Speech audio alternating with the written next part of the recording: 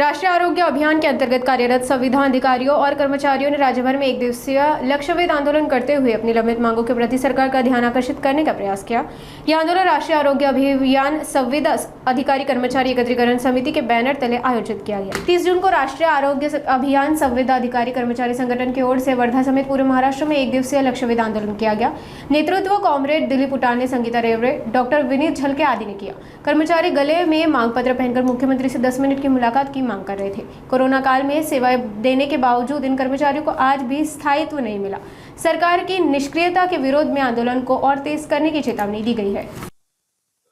आज सरकारचं लक्ष वेधण्यासाठी राष्ट्रीय आरोग्य अभियान मधील कार्यरत सर्व कंत्राटी अधिकारी आणि कर्मचारी हे मागील या ठिकाणी 18 वर्षापासून काम करतायत। कोरोना काळामध्ये अत्यंत महत्त्वाची सेवा यांनी दिलेली आहे। स्वतःच्या जीवांची, कुटुंबाच्या पर्वा न करता यांनी सेवा दिलेली आहे आणि म्हणून महाराष्ट्राचा कोरोना मधला मृत्यूदर देखील अत्यंत कमी आहे।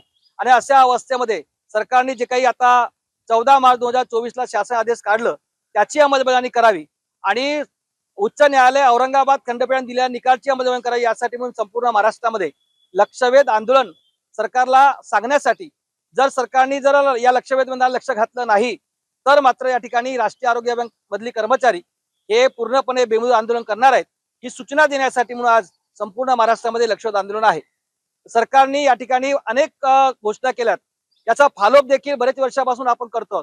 आता GR 14 मार्चला निघाला, म्हणजे 1.5 वर्ष आता जवळपास पूर्ण होत चाललेला आहे आणि म्हणून या ठिकाणी सरकारने लक्ष देऊन तात्काळ आदेश काढावं।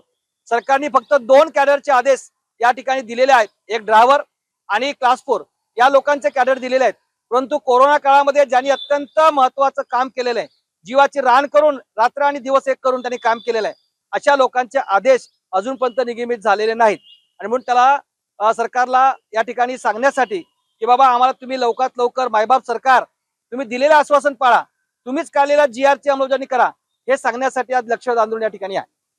माननीय उच्च न्यायालयाने 2022 मध्ये अत्यंत महत्त्वपूर्ण निर्णय दिलेला आहे की राष्ट्रीय आरोग्य अभियानामधील कर्मचारी ज्यांना एवढे वर्ष तुम्ही त्यांच्याकडून सेवा करून घेतलेली आहे, ज्यांना 10 वर्ष झाले त्याच्यापेक्षा अधिक सेवा त्यांनी झालेल्या आहे, त्या कर्मचाऱ्यांना तात्काळ त्यांच्या शैक्षणिक पात्रतेप्रमाणे सामावून घ्या अशा पद्धतीचे आदेश दिलेले आहेत।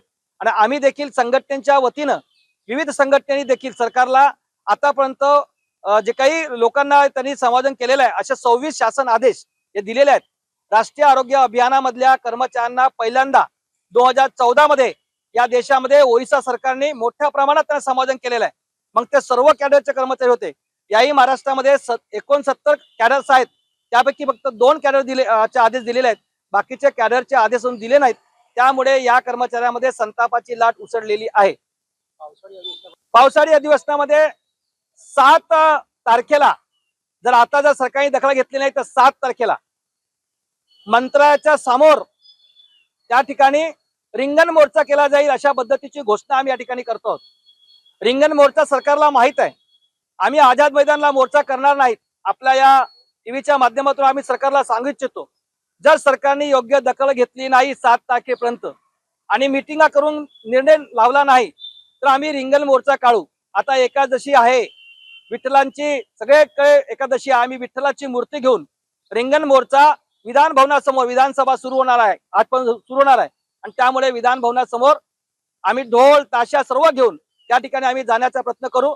सरकार अडवेल तर अडवेल, सरकार जो काही आमच्यावर कारवाई करेल ते करेल, परंतु सरकारला आम्ही या ठिकाणी चेतावणी देतो की सरकारने या जुलै महिन्यात आदेश काढले नाहीत तर बेमुदत काम देखील बंद होण्याची शक्यता आहे।